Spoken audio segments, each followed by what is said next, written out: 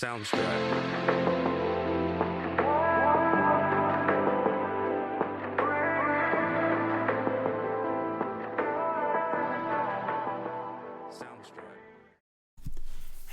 and welcome to the Natalie Wisewoman podcast, a place where I bring the wise women and men of this world to discuss different topics related to becoming your highest potential.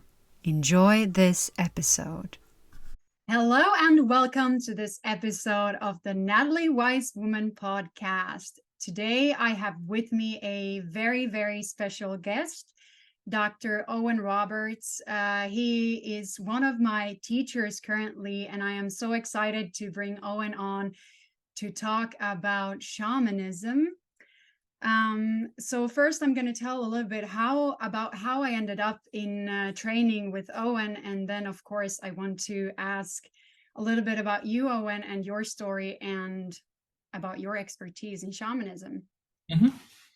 So my kind of background, I feel I've always been a very spiritual person, connected to some higher source. It's been very easy for me to pray and to connect. And as a kid, I used to always, pray daily with my grandma. And, coming from a place in Finland where we call it the Bible Belt. So kind of the Christian tradition is very strong. And there wasn't really any other framework for me to be in than to go into the Lutheran church. So that's kind of where I grew up, and I'm very grateful for that. I really enjoyed all the stories and all the things I was taught. But I think at some point when I got in my teenage years, I really didn't feel like it resonated anymore. Like there was a conflict between, on one hand, God and Jesus was this, unconditional love. But then on the other hand, there was so much judgment and so many rules about how you should be and how you should think, and that there wasn't really, I felt it was disempowering in many sense, where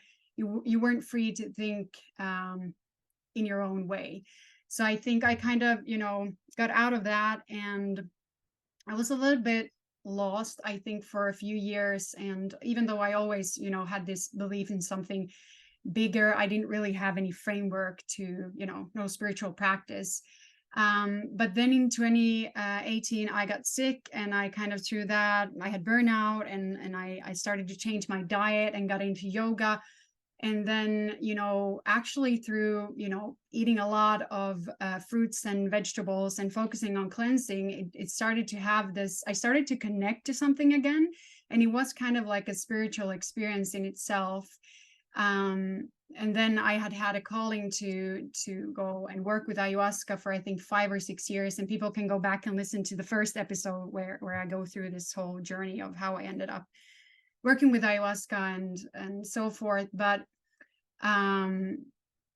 last year, I then in February, I was in Costa Rica and at this retreat. And I think that was kind of, I was there to find out what my purpose really was. I think I was a little bit lost in my career, where I had just jumped out of a PhD in finance, and I knew I actually wanted to work with people and, help people. And I had this, deep interest in psychology and all these other things. So I didn't really know what I was going to be doing. But at the retreat, I had many profound ceremonies, and I actually saw that my purpose was to be on this deep spiritual journey, and it started to make sense in everything that had happened in my life in that sense. And when I came home from the retreat, I started to have this daily thought that I was going to be a shaman. And it was so crazy. Like I thought I was going insane. Like I was like, why am I having this? Like, why do I have this thought about, like, it's not even possible. Like, how am I going to do it? And the only thing I knew was that people that become shamans, they go usually and train with indigenous cultures, like to Africa or Peru or Siberia. And I was like, I was married and I wanted to have a child. And I was like, I can't just move for 2 years and go and, work with a teacher. And I was like, I don't know what I'm going to do. Well, anyway, I was launching a cleanse at the time, and I needed someone to help me with the copywriting and the marketing. And I ended up Googling in Finland, someone that could help me with this. And I found a woman called Anja, and she had one-on-one coaching. And it so happened to be, I mean, I can't call this anything else than divine guidance, because she happened to be in Owen's training at the time, and she was doing shamanic healing, but she was also doing marketing and copywriting. So she coached me for a couple of months and did both, you know, help with business, and she also did like ancestral healing and soul retrievals and all these things. And it was like, it was so cool to, you know, experience that kind of mix. And then through her, I then got in contact with Owen and have now been training for 1.5 years in the shamanic training, which has been so rewarding, life-changing. I must say, the most rewarding training I've ever done, but it is hard work. And it's, you know, because you're changing your personality and everything that you are and the way you see the world. But it really feels like something that I'm meant to do. And, you know, I've always loved to study, and I have had a lot of great teachers, but I would say like Owen is really, really an amazing teacher. And I'm so grateful for what Owen and Magella have put up in this kind of container for us to learn about shamanic traditions. So I would love to share your expertise and knowledge to people that are also interested in learning about shamanism. So Owen, do you want to speak a little bit about your background and what you've studied and how you ended up becoming a shaman? Okay. I've been on some form of spiritual path since I was 17. I felt the call when I was 15. You know, it's around that age people start saying, "What are you going to do with your life? What's your career going to be?" and stuff like that. And I was completely knocked sideways because I was a 15-year-old teenager, and that was the last thing in the world I'd ever thought of. And suddenly people are going, "What are you going to do when you leave high school?" And I'm like, I don't know. Nobody's asked me before. Do I really need to give you an answer now? And so I looked around at different things, and I really didn't have any ambitions in any direction. But what I did have, which just drove me nuts, was a really, really, really strong urge to go and sit on a mountaintop and seek a vision for 3 days. Which is in shamanism, we know that as an absolutely classic thing a lot of cultures do to somebody coming into adulthood as a vision quest. I had no background in that whatsoever. My parents were typical middle class European atheists. You know, we'd go to church for maybe Christmas once every while when we felt like we needed something special, and baptisms and things like that. But, you know, my parents always had the attitude that it was up to each child to learn for themselves and work out what they believed for themselves. So, but in the middle of that just came this desire to follow a spiritual path, and I really don't know why or where it came from, because it's certainly not in my immediate family. Though I come from a combination of Jewish and Christian lines, and if I go back to my grandparents on both sides, they're either priests or rabbis going back as far as we know. So I've got that, I guess, in my genetics. So I started with Buddhism at the age of 17. I was a surfy, as we call them in Australia. So I was on the dole and hanging out by the beach every morning and surfing at the sunrise. And I threw meditation into that. So I used to jog down to the beach before the sunrise when the beach was empty and do Buddhist meditation and then go and surf. And that led to various studies. I ended up living in a Tibetan Buddhist ashram for a while in Australia. And then that somehow or other, I'm not quite sure how, along the way, I acquired an interest in the tarot. Somebody gave me a tarot pack when I was 17. I really never thought about it. And I thought, oh, well, you know, they've given me a set of decks, a deck of cards. I should read something about this stuff. And that got me really hooked. So I then spent 15 years studying Western occultism and Hermeticism, as we call it. So I was in a Western mystery school, as they're known, that descended from one of the major mystery schools in Western Europe, the Golden Dawn. So that broke up in the 20s, and then there was 2 or 3 generations where people would come out of that, start their own group. People would come out of those groups, start their own group. And so I'm about 2 or 3 generations descended from the Golden Dawn. I was in a group called Servants of the Light. It still is functional, but it's only for people that have already joined. They're not taking new members. And I did that for 15 years. That led me to study the Kabbalah, which is the major Western mystical system. And along the way, that led to an interest in Jungian psychology. So I went to university multiple times and dropped out every time in second year because it really wasn't giving me what I was looking for. I think I've done first year university about 4 times.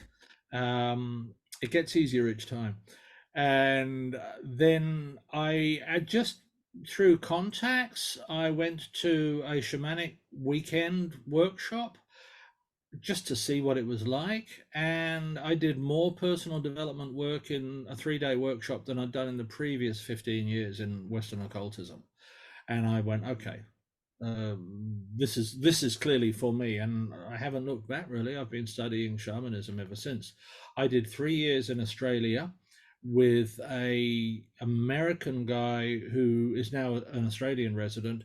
He was a professional tuba player, professor of musicology in Utah, in a number of different classical orchestras, very, very highly developed.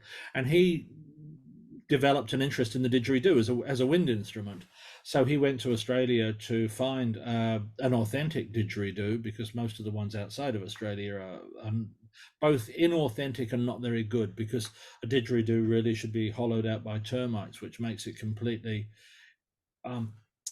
or disordered, chaotic inside. There's no even structures. It means every single didgeridoo is completely unique in its sound. So that led to a long quest, because the Aborigines at the time, the natives of Australia, weren't really open to Westerners coming into their culture. They've been really, really badly oppressed. But eventually it ended up with him following one lead after another to the bush, and he was, on the strength of his didgeridoo playing, he was initiated as an elder into the one of the tribes in the Northern Territory, who had been given the command by their spirit guides in ceremony to bring their teachings, their shamanic knowledge, into the West. Very controversial within their community, because this is their most sacred stuff. But I studied under him for 3 years, and he had also trained under Michael Harner in Boulder, Colorado, who was one of the original founders of the modern shamanic movement in the West, what we call core shamanism. Very, very good, high quality training. So I did that for 3 years, and then through shamanic processes, I wanted to have some sort of career or something like that. And shamanism basically picked me up and moved me to London. I went there for a holiday. I got offered a job, and I've been in Europe ever since. So coming up on 30 years now. And I then studied I was actually studying psychic healing at the London College of Psychic Studies.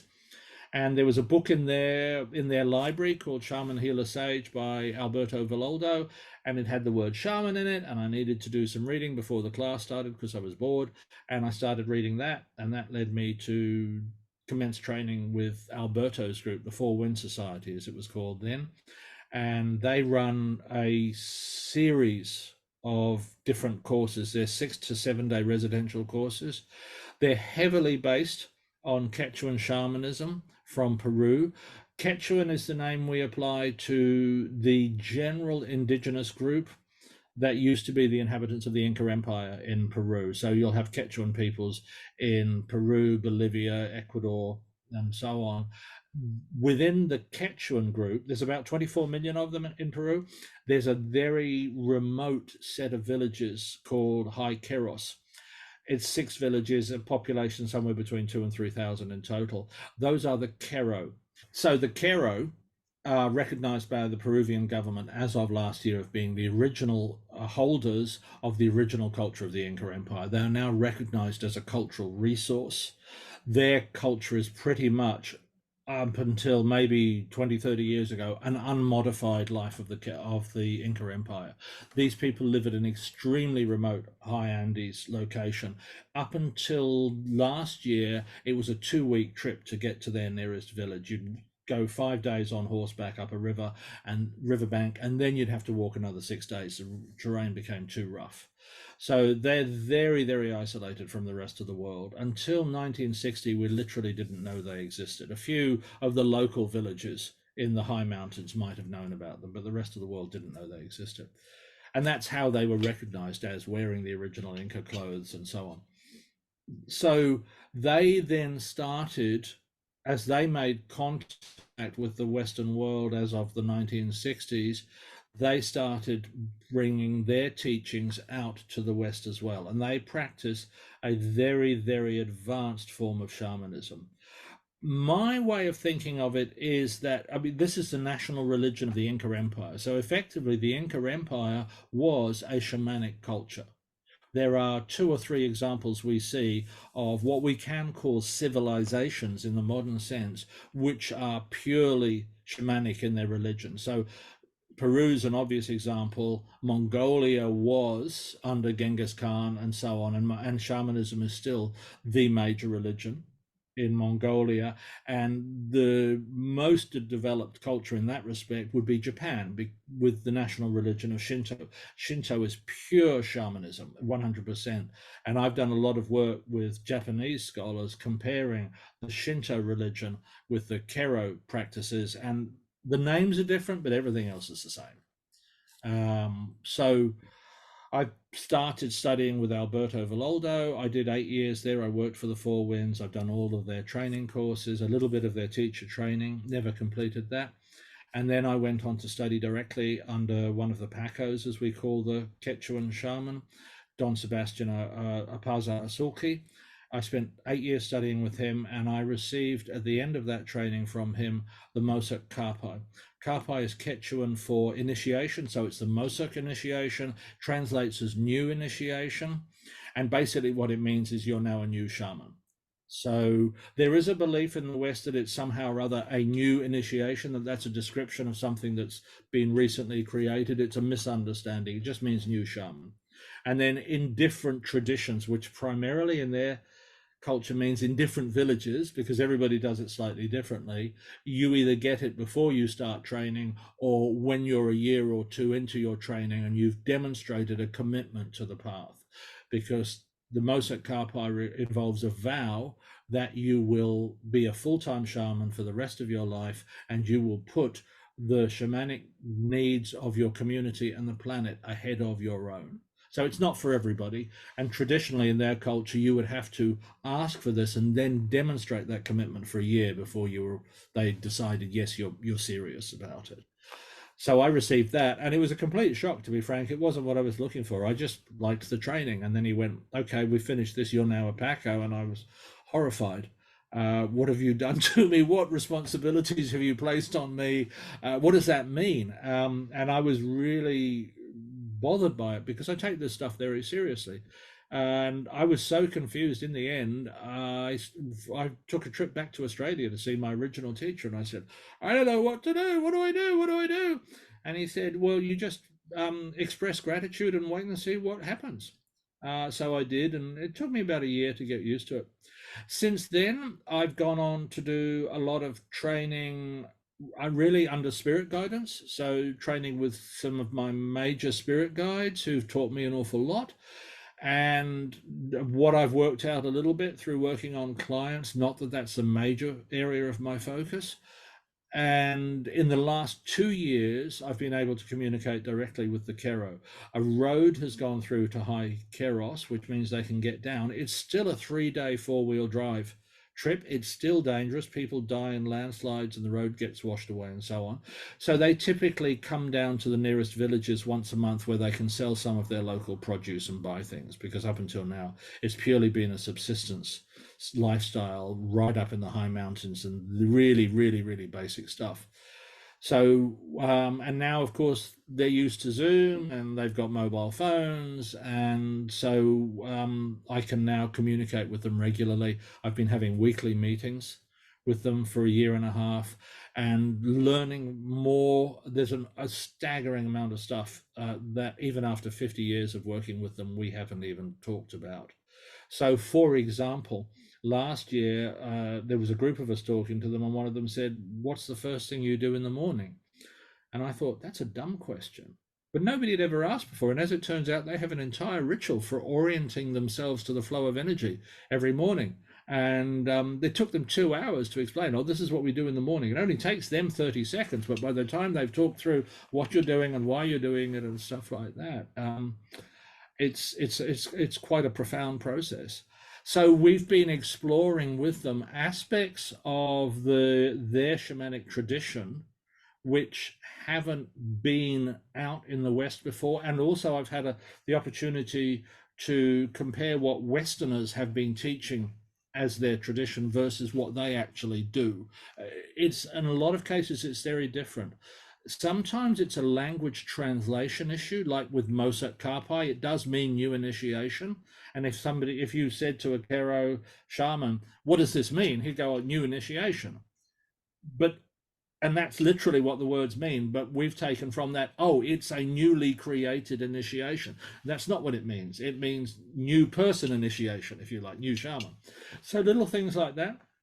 And then, as it turns out, staggeringly large and important areas of their shamanic practice that nobody's really investigated before. So, for example, and primarily my wife has been working with them on this, birth practices. They have a gigantic female shamanic tradition that starts from the moment of conception, working with the pregnant woman, right the way through birth, and then the first month after birth, different processes going on.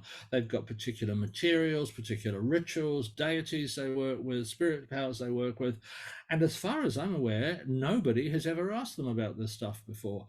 And I'm afraid to say it might be because, with the exception of one or two people, everybody who's been bringing their material out in the past has been a man.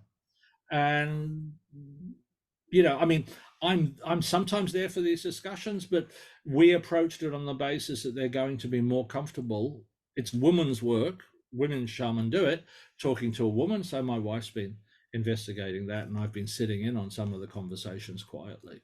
So, we're really pulling huge quantities of material out of them at the moment, which we've yet to interpret and work out how to communicate to a Western audience. Because one of the things that this has taught me is I don't really think you can study an indigenous shamanic culture and a pure version of it unless you're already in that culture and speaking and thinking in that language. I can't teach Quechuan shamanism. I can teach my understanding of Quechuan shamanism and my way of adapting their practices to Westerners. So they have a lot of attitudes. There's a lot built into the culture. When I start studying Quechuan shamanism, in a lot of cases, I simply have to start understanding the way their culture in general works because it's embedded in their system. It would be like if I want to study Christianity in Europe from an outsider's point of view, I'm going to have to know how ordinary people, not priests or monks, do Christmas and christenings and so on, because it's that religion is embedded in our culture. So sometimes you have to dip into their culture. And one of the things I find most valuable is they are deeply harmonized with their natural environment. All subsistence peoples must be, because the results of interacting with nature are immediate for you in those cultures. If you don't get it right, you don't eat tonight. And if you keep getting it wrong for long enough, everybody dies. So you don't have any choice about living sustainably. And particularly in their culture, they're living in the high Andes at 16,000 feet and not much grows up there. So if they don't get it right, they'll be starving by the end of the week. So they have a deeply, deeply embedded way of practices, and it's in their language, ways of thinking and so on, that just continually keep them integrated into the environment and keep them psychologically very healthy. So one of the things that I asked about recently from them was, we were talking about death processes. How do they handle people dying? What do they do for funerals? Stuff like this. And then we asked, what do you do with a suicide? And they said, we don't have suicide. It's unheard of in our culture. Nobody commits suicide. Suicide, in their view, is somebody being overloaded with heavy, non-productive, stuck energy in their energy field, not being psychically cleansed, is the way we would describe it, so much so that they simply can't handle the heavy energy that's now accumulated around them. So if you have a culture which is continually psychically cleansing you, you simply don't have that problem. So they do a psychic cleansing, what we would do in a modern culture, so sage people or use some sort of purification ritual, something like that. They're doing that every week at least. And they just think that's essential psychic hygiene. They'll do a psychic cleansing on the whole house every month. They were horrified to find out we don't regularly, as a culture, psychically cleanse our homes, because they were going, but that means they're going to be full of muck. They're going to be disgusting. So from their point of view, we're a really primitive culture that doesn't know to keep ourselves clean. Little things like that. And I said, so, okay, who does the psychic cleansing on the house? They go, well, everybody. You grow up as a kid watching the older elders do it. It's not like it's something to be trained. It's just keeping yourself clean. Everybody can do that sort of stuff. Soul retrieval is another one. The idea behind soul retrieval is that if you have a traumatic event, and it can be anything from falling over and skinning your knee as a kid to some major life-threatening event, the idea in soul retrieval in all shamanic cultures is that a piece of your soul breaks off at that point and is left there, and it holds the trauma to shield your psychic body from the full impact. And so a major feature of shamanic healing is doing soul retrievals on people to bring back the energy that's lost, what they call in the Quechuan tradition, the animo, we would translate as soul, bring that piece back and put it back in. They do that from the moment of birth. Everybody in the culture can perform it because they see it happening all the time. They do soul retrieval on the baby immediately after it's born to get over birth trauma. If a kid falls over and skins their knee playing, they will do soul retrieval then and there on the spot. So you just grow up doing it. And what it means is, as a people, they don't have soul loss. They don't have lots of psychic residue from past traumas and things like that in their field. As a result, in my experience from dealing with them, and you notice this most when you deal with teenagers who are usually troubled about who they are and where they're going to be and all that sort of stuff, they don't have that. These are mature, calm, self-centered, self-confident individuals. As a group, in my experience, I hope I'm not romanticizing them, they are the most psychologically healthy people I've ever met as a group. They still have arguments and politics and disagreements. I mean, they're not saints, but they also are not psychologically damaged in a lot of the ways that we are. So along the way, I started teaching this stuff. I've always been a teacher. That's been my path, really. And I've been teaching shamanism in various forms now for about 30 years, I'd say. I'm looking forward to celebrating 50 years on the path in a couple of years.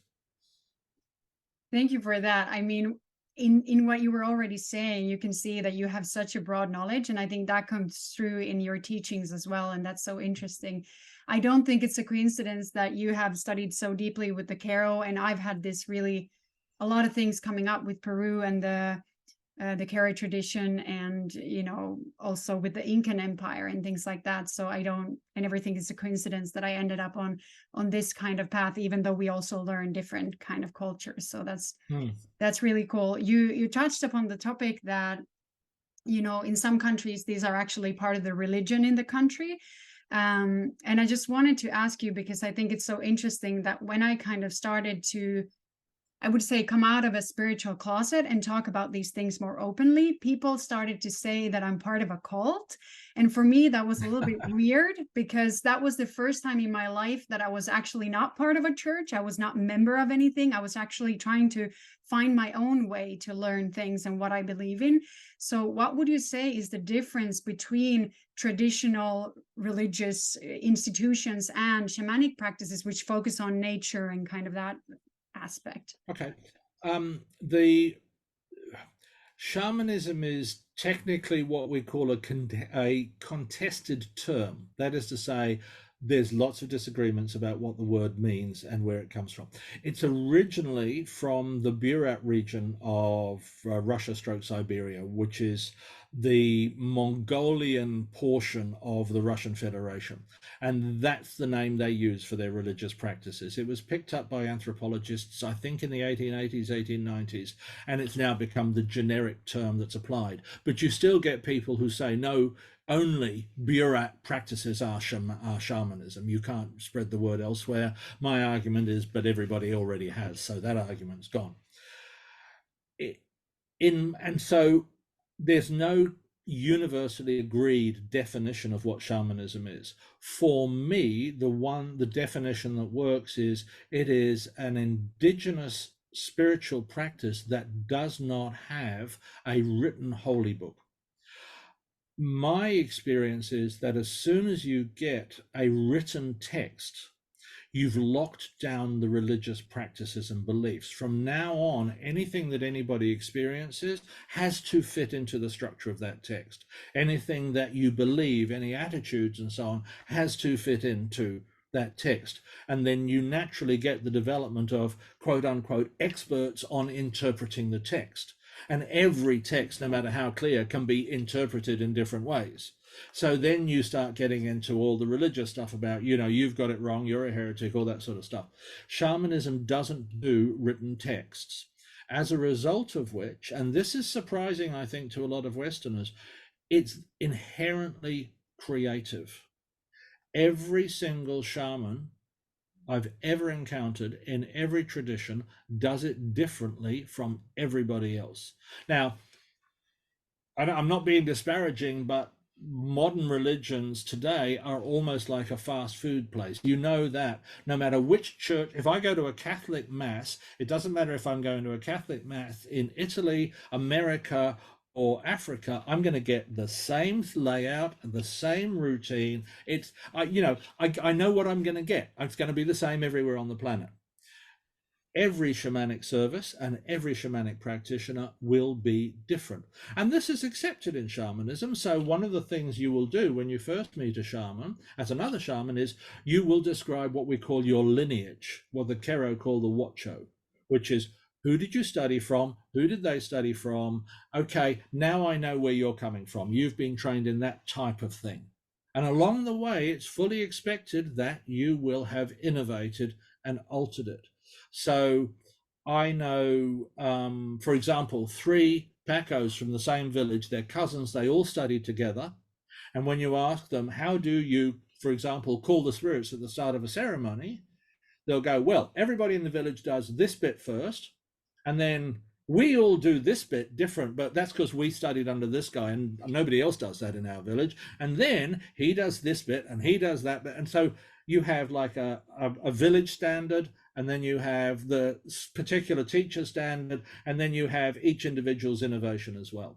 So for me, shamanism is an inherently creative practice. It's a living practice. You're constantly working with spirits. They are supposed to be teaching you. The essence of shamanism is somebody who communicates with spirit beings.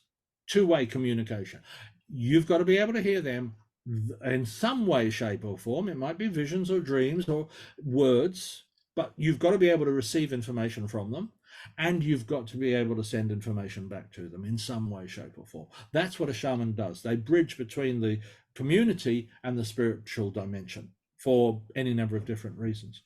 So they're teaching you, so it's natural that you would evolve. In addition to which, in shamanic practice, spirits are seen as evolving and learning too. That nobody expects, and no shaman expects, that spirits know everything or have access to divine knowledge. They can make mistakes, they can learn from their experiences, and so on. I've compared this with Mongolian traditions, African traditions, Karo traditions. They all go, yeah, yeah, yeah. You know, an idiot. You'd be an idiot to trust everything a spirit says without thinking it through for yourself. And apart from anything else, you'll be the one who cops the consequences. So you really should take responsibility for thinking it through. So shamanism allows for that.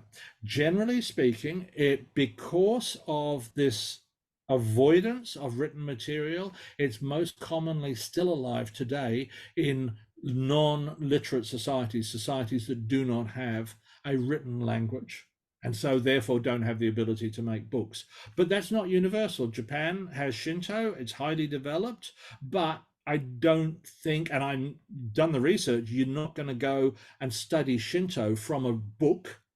And while there are preset ways of doing particular rituals, I would well imagine that there are also practices that are unique to the individual. I know, for example, when you design your altar in Shinto, you are supposed to have a personal element, your own personal connection with the spirit beings, what they call the kami, embodied in your altar in a particular way. Now, in Shinto, they lay down this is how you embodied it, but what you're doing within that framework is completely down to you, and so on.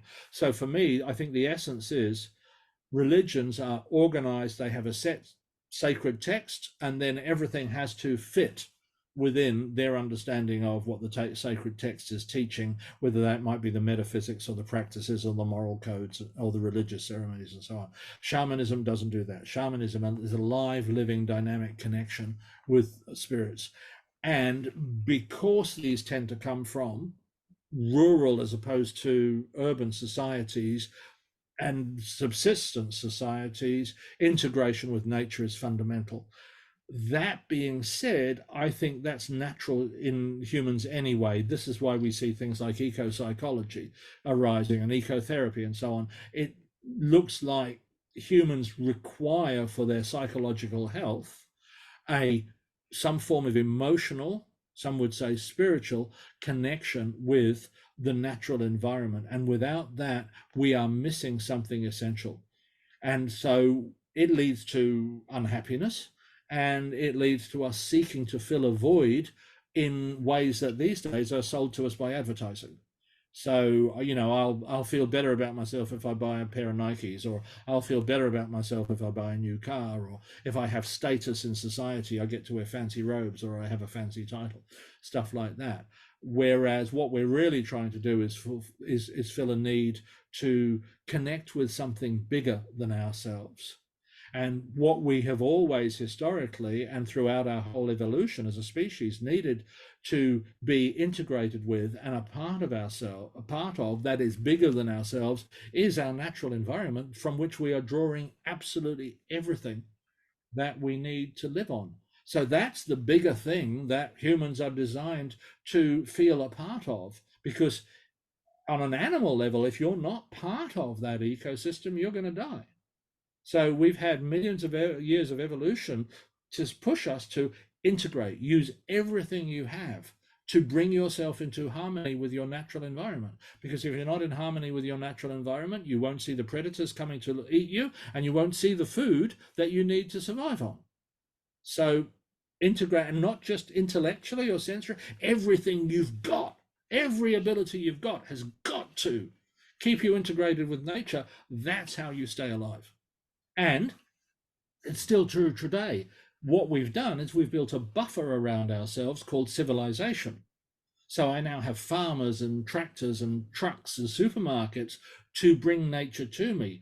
But okay, if we're going to do it as a group, we still, as a group, need to be integrated into nature. Otherwise, we'll destroy our environment and we'll all die together. The results will still be the same. So all we've done is we've shifted the pressure from the individual to the group, but realistically, the rules are still the same and the need is still the same. And so for me, what shamanism does is it inherently brings with it that connection to nature, because a key part of, an essential part of the training And work as a shaman is to work with the spirits of nature, treating nature as alive, treating natural beings, plants, trees, ecosystems as people just like you. They may not have human bodies, they may not think in the way you do, but if they're not inferior. They're not inanimate, they're not dead. They have needs and rights which it is in our interest to respect, because we need a sustainable environment. So you see that starting to become embodied in things like the movement in law to declare natural objects as what they call natural persons. So this started in New Zealand. So the River Waikato, which is a sacred river for one of the tribes there, is now recognized in law as what they call a natural person. It has rights. It can take people to court, or companies to court, for polluting it. It has officially appointed representatives in the human community to represent its interests. They've done the same thing with Mount Taranaki, which is the sacred mountain that's associated with the same tribe. There's a movement at the moment to declare the Florida Everglades a natural person, and then it will have its own rights. And, if it's polluted, it's not for the government to prosecute. It will have representatives who can take people to court and so on. So that's a long way round it.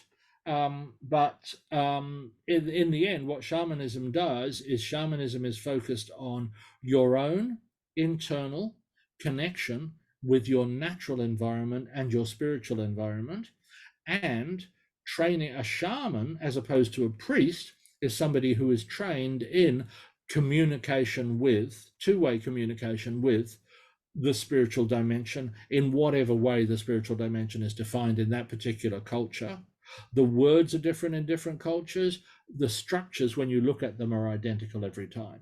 So when two foreign shaman meet for the first time from different cultures, they'll spend maybe half an hour going, okay, we have a thing, it's like this, and we call it this. And the other guy will go, okay, well, we call it this, boom, boom, boom. And you go through a series of key references. You call it this, you call it that. We work on it like that. You work on it like that. Great. Okay. 20, 30 minutes, we can go and practice together. We can just go and do stuff. I've actually worked with a Mongolian shaman, and we didn't even need to do that. We just started doing ceremony at opposite sides of the same space. We were working together, and we just knew what to do, because the processes and the things we're working with are the same no matter what the culture is. The only variation really is the language and the relatively unimportant details of the rituals and so on. Yeah. I think this can be a bit scary, though. You were saying kind of like that shamanism has a creative process where you can make it what you want, and I think that's scary to people because it's a wild west and there are no rules. So then it's about the intention of the shaman, so they could make it what they want, and I think that's important always to know.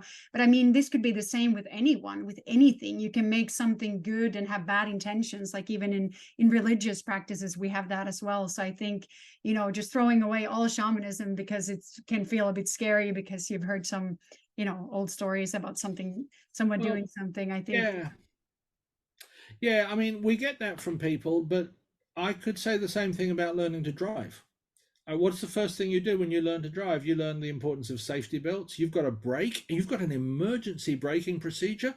Why do you need to learn an emergency braking procedure? Is driving dangerous? Well, yeah, driving is really dangerous. You mess up, you can kill yourself, your family, and a lot of bystanders. It's a really, really dangerous thing to do. Is that any reason not to learn to drive? No. Does it stop us going out on the road? No. Do we put our safety belt on every time? Yes. Do we put it on because we expect that this trip we're going to have an accident? No. We have house insurance for fires. Does that mean we're worried that the house is going to burn down tomorrow? No. We just need to take precautions because there's very little in life that is 100% guaranteed, completely, totally safe. Shamanism is working with powerful forces. That's the whole point. Why would we bother? And it's a lot of training for years. Why bother if there's no power in it? Yeah, if you muck up, you can hurt yourself, you can hurt others. The beauty about shamanism for me is you're working with spirits, and a shaman doesn't use their own power to do work. Like many other energy healing techniques, you channel power. And say, for example, for them, a lot of people will know Reiki. It's very similar to Reiki. You're channeling power from particular Reiki symbols. Those symbols, from a shamanic point of view, are spirit beings in the spiritual dimension. So if I don't have an appropriate relationship with the spirit beings, I can't get the power from them. They won't work with me. Shamanism doesn't bring an inherent moral structure to it. It doesn't preach pacifism. It doesn't preach love. It doesn't preach turn the other cheek. It doesn't preach any moral code at all. It will use whatever moral code exists from the culture that it is in. That's where the moral code comes from. What that means is shamanism is a path of power. It's not power over, it's power to do. What you do is up to you. So yes, if you want to, you can use shamanic power to do a great deal of harm to other people. However, and this is what makes that less of a problem than people might imagine, you cannot do shamanism with hypocrisy. It doesn't work. It's not that you're not allowed to, it simply won't function. You have to be completely open to yourself and the spirits you're working with, what you are doing. So if I want to use shamanic power to hurt somebody, I have to know in my mind, I am doing this purely to hurt them, and I don't care. They're not trying to pretend there's some higher good purpose behind it. I'm just doing it because I want to, or because I enjoy it, or because I want to get something off them. So you have to be completely honest. You can't lie in the spirit dimension. Lying is what happens when people make a sound in the air, say words out loud that are different from what they're thinking. In the spirit realms, there is no language, there is no air. Your thoughts are your communication. So you can't lie to these guys. They see what's going on in your soul. That's what you're communicating with, how you are. So if you're prepared to stand up and go, yeah, I'm going to manipulate all these young chicks to get a bunch of sex off them, and yeah, they're all going to be traumatized for the rest of their life, but who cares? Assuming you can find a spirit that's prepared to go along with that, and most will go, get out of here. But if you could, then yeah, you could use it for that ability. And in 35 years of working with other shaman, I've encountered precisely one person who worked like that. It's absurdly rare, because really you have to be a psychopath. And you have to be a psychopath who is also honest about themselves, because shamanic training involves a lot of self-development because of this necessity for being honest with yourself. You could have, for example, a trauma that blocks particular ways of thinking or seeing or something like that. In that case, shamanism is going to bring that up to be healed, because that blockage blocks some of your abilities, your ability to work with people. So, for example, if you get triggered by anorexia and it triggers off your own anorexia, you can't take clients like that because you're harmed by it. But if you can cure yourself of that, then you and I've seen this happen, become a specialist in helping people with anorexia, because you know better than anybody what it's like to have that condition. So there's a tradition that shamanism is often called the path of the wounded healer. The person who has healed themselves from a wound is the best possible person to cure others of that same wound, because they get it in a way that you can't. And that's actually a key aspect of shamanism that's different from a religion. Experiential learning, as we call it. There's a lot, the theory is really almost irrelevant. Westerners, people from our cultures, like theory because that's how we're used to thinking. But if you talk to an indigenous shaman, for the most part, they don't get that sort of question. So you'll say, why do you do it this way? And 9 times out of 10, what they'll hear is, how do you do it? And they'll just tell you how to do it. If you really, really, really push why this and not that, eventually you might get, because the spirits suggested it, or because my grandparents taught me to do it that way. But then theory is almost irrelevant. It's a craft, not an intellectual science in that respect. Yes, absolutely. So you, for me at least, the shamanic path has mostly been like the most profound thing has been this part with nature, I would say, where you become like a environmental activist almost. Like I feel like I'm going out in nature just to pick up trash, and it's really about living in harmony, like you were saying, with nature, because we are not above nature. Like we have seen what we are doing as humans when we think we are above it, and I think that leads to really disconnection. And most people would agree, like you say, we need it for psychological well-being. We need, like anyone would say, if you feel anxious or stressed out and you go for a walk in the forest, it makes you feel better. Like I don't think anyone would disagree with that. So it's very, it's deeply in us that we really need to have this harmonious relationship with nature, and that has been for me really, really profound.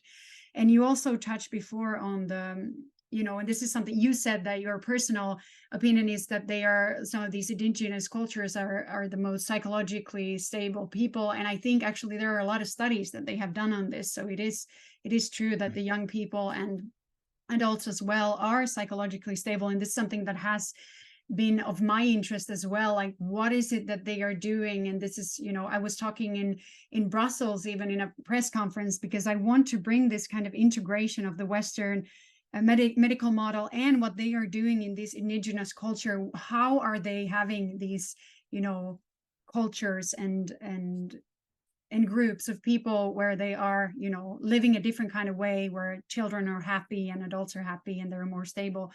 So you talked about that they do these they do soul retrievals and they cleanse their energy body. So that's part of what the shaman does. So how does the shaman see, and what is it that really happens when what is it that is different from what a normal person would see in Okay. someone? So, a key part of shamanic training is going to be training in how to communicate with the spirits. It's different in different cultures. The Kero primarily work through dreams. So they believe the spirits will talk to you in your dreams, and you have to learn to interpret the dreams and so on. That's not a way I work. It's also popular in Africa. They do what they call lucid dreaming in a lot of the traditions. In Mongolia and in the voodoo tradition, they'll do possession. So the spirit will come in and inhabit the body. And then you usually have an interpreter in the Mongolian tradition, because the spirit, like the one Udu, the woman I worked with, her spirit spoke medieval Mongolian. So she had to have a translator who could speak medieval Mongolian and English for when she was over in Europe, which he said was a bit of a challenge. And then I've met another person who does translation work in the Caribbean, in the voodoo tradition, and he speaks 8 different languages, some of which are really ancient, in order to do this sort of work. The way I work, and the way most of the people that I've trained or worked with work, is basically, you would call it telepathy. I hear a voice and I just talk back with the voice. And I've always been like that. It's just, it took me probably a few years to realize that wasn't normal and everybody wasn't doing it. I just thought everybody was just talking to spirits all the time and just not mentioning it. So that just takes training. We also do a very popular way that started from North America and also a little bit from Mongolia, is drumming. So what we've discovered, and this, you see this in rave music, if you put a beat of between 120 and 240 beats per minute on a regular basis into the human brain, after a period of time, it will become what they call entrained. The whole nervous system will start to fire in synchronization with that beat, and that induces at minimum a trance state. So that's exactly what's going on in rave music, which is 120 to 240 beats per minute. It's why one of the pioneering rave music bands was called the Shaman. And a lot of people have come from the rave scene into shamanism because they've realized there's something more than just having a good time going on here. And it's also led to the rise of what we now call techno shamanism, which is raves where the DJ is consciously trying to drive shamanic experiences through the trance induced through the dance music. So I use a drum, and I will drum at a particular beat, and then we train people in visualizing a journey into the earth. And what happens is, if you can hold that image clearly in your mind while you're listening to the drum, a instinctive process is triggered in the human brain, and you suddenly find yourself in the spiritual dimensions. I have trained literally thousands of people to do this. I used to run workshops in London. We'd get 50, 60 people come in who had never done any shamanic work. I would explain the process to them, and 99% of them would be able to journey straight away. It's ridiculously easy to do. I believe this practice of drum journeying goes back to Neanderthal times and earlier. There's evidence of what we would today call shamanic tools in Neanderthal graves. So I believe people have been journeying to drums for well over 250,000 years. I believe it's an inherent capacity in the human brain. We're simply wired for it. And so that's the primary way that we use to introduce people to get relationships with spirits and so on. We also have in our tradition, and I call it our tradition because it's not in the Quechuan tradition. It's based on a lot of Quechuan practices. We have a modified version of something that Alberto Villoldo worked out, where we will actually, for want of a better word, inject spirit beings into your chakras. And you will then, they're literally, it's like having them in these beings in your mind. So one of the things we like to say is you'll never be alone inside your own head again, as Natalie knows. Experiencing this at the moment, and they give you that gives you access to not just being able to talk to them and access their wisdom, but their abilities. So to be able to see with the modes of perception they use and understand from the perspective of different spirit beings working in different dimensions of reality, and then you can start to use that for diagnosis, for self-training, for learning, and for doing things, working on people and so on. So if someone is, in the same place that I was in 2 years ago, where they're like, I'm really interested in shamanism, maybe I'm supposed to do a training, but I have no idea, like, would I have to move somewhere? And now we have, modern technology and Zoom and all these things, and I didn't have to go anywhere. I could just, once a week sit in front of a computer. So how can people find out more about the offers that you have at Green Tara and what courses there are available? Okay, so greentara.ie, GREEN, the color green, the goddess Tara.ie. And we have a range of shamanic courses there. We start with a foundation, which is a 3-month course, and it's really just to give you a taste to see if this is the sort of thing that appeals to you.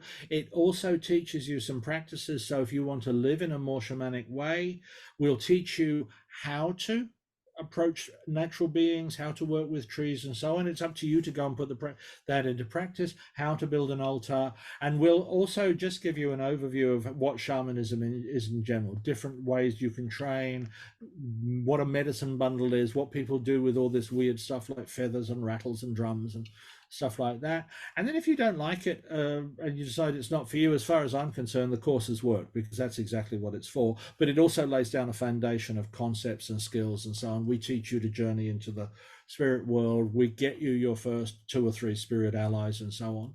And then after that, we have 2 one-year courses. The first one really is to build up your psychic abilities, to your psychic protection, give you psychic vision, give you the spirit being connections. And then the second, and a little bit of healing techniques. But what we've decided to do is really get you super, super fit for the work first. And then the second year, we can just slam the techniques into you really, really quickly because you're just ready to do them. And so we might teach you, for example, in one class, we teach 2 different forms of soul retrieval in the space of 2 hours. I do want to also address this issue about teaching via Zoom, because there is a general belief amongst a lot of people that it doesn't work that way. You have to be in somebody's physical presence. It's not true. The Kero themselves are happy to teach via Zoom. I've had initiations and healings and all sorts of things via Zoom. The Mongolians are teaching via Zoom. The Africans are teaching via Zoom. psychically, there is no space.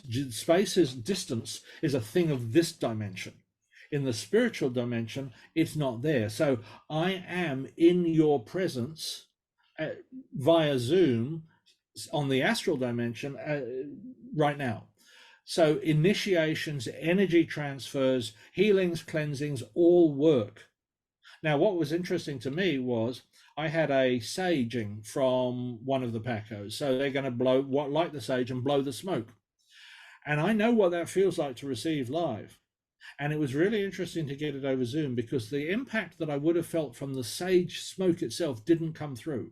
The energy from the shaman and the blowing of the smoke, that I felt come through, but the physical stuff wasn't there. So it's the psychic information that gets transferred across. And we learn with surprise, particularly through Reiki and giving Reiki initiations, they're more powerful via Zoom than they are face to face. And we think that's because you do not have the physical presence of the person drawing your attention away. So I can remember once I got an initiation of somebody and they'd had curry for lunch. And so I'm getting an initiation. I'm trying to be all spiritual and high and mighty, and I'm getting curry breath everywhere. Clearly, that's going to distract from it. And the less you are focused as the recipient, the less energy you're open for and the less impact it will have. So we found this sort of training and a lot of the techniques and so on work better via Zoom than they would face to face. There are still a few things, if I want to manipulate your muscles, then I'm going to need to have you physically present. But for energy work and stuff like that, no, I can do it via Zoom. So go to our website. We have greentara.ie. We have some free stuff there. There's drumming music if you want to try journeying yourself. There's some videos up there that will help you in your visualization skills if you're not good at that. They're classic visualization training techniques that are hundreds of years old. And then we have a series of classes in a staggered order. We do a foundation 3-month, and then there's 2 1-year courses that follow on from those. And if we can come up with more stuff as we bring it in from the Kero, we'll add that into the training program as well. So it's a constantly evolving process. And in addition to which, I'm learning, and also the times are changing. That's one of the things you become aware of as a spiritual teacher, not just in shamanism, but in any field. As the psychic needs of the human race and the planet change as they evolve, what people come with in terms of backgrounds and so on changes, what they need changes, and we try to keep up with the times. So we're teaching, I guess, ancient traditions in a modern way. We're constantly adapting for modern circumstances. We're not trying to run back to the past. Thank you. And I will link the website in the descriptions, but I think it's like the courses have been so valuable to me, and it's really a journey of personal development, first of all, really, getting. Well, thanks for saying that. I mean, that's what we're doing it for. I could be doing other stuff. But I've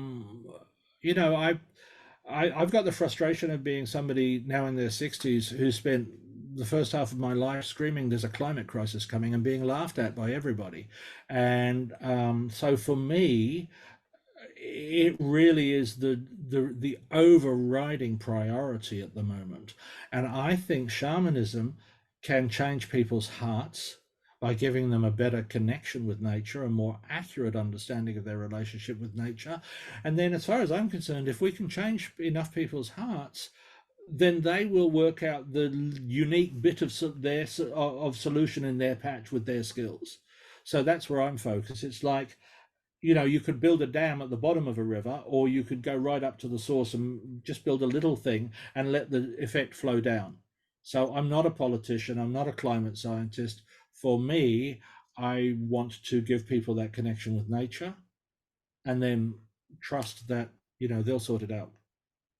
Yes, absolutely.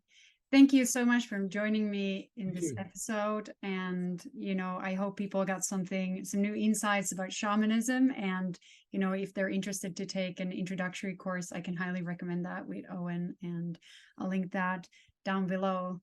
And everyone have a beautiful, beautiful day. And thanks very much, folks. If you've watched all the way through, I really appreciate it. Sounds good.